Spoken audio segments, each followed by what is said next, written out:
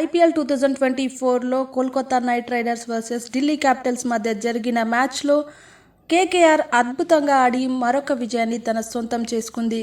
లేటెస్ట్గా ఢిల్లీతో జరిగిన మ్యాచ్లో 7 వికెట్ల తేడాతో గెలిచింది. ఈ మ్యాచ్లో ఫస్ట్ బ్యాటింగ్ చేసిన ఢిల్లీ క్యాపిటల్స్ 20 ఓవర్లలో 9 వికెట్లు కోల్పోయి 153 పరుగులు చేసింది.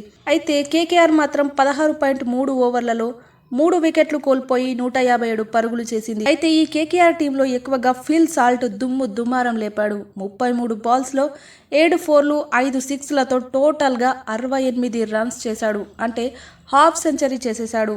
అయితే ఇదిలా ఉండగా కేకేఆర్ సాధించిన విజయాలలో ఒక ప్లేయర్ మంచి ఆటను కనబరుస్తున్నాడు.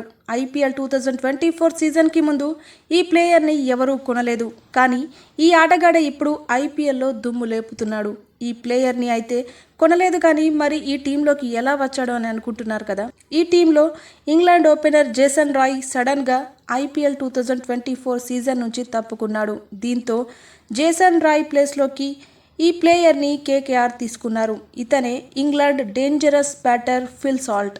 ఇది కేకేఆర్ పాలిట ఒక వరంగా మారింది. కేకేఆర్ వర్సెస్ ఢిల్లీ క్యాపిటల్స్తో జరిగిన మ్యాచ్లో ఫిల్ సాల్ట్ ఏకంగా 33 బాల్స్లో 7 ఫోర్స్ 5 సిక్స్లు టోటల్గా 68 రన్స్ చేశాడు.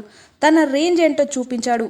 ఈ ఒక్క మ్యాచ్లోనే కాదు, సీజన్ మొత్తంలో జరిగిన 9 మ్యాచుల్లో 392 పరుగులు కూడా చేశాడు. ఇతని స్ట్రైక్ రేట్ కూడా 180గా ఉంది.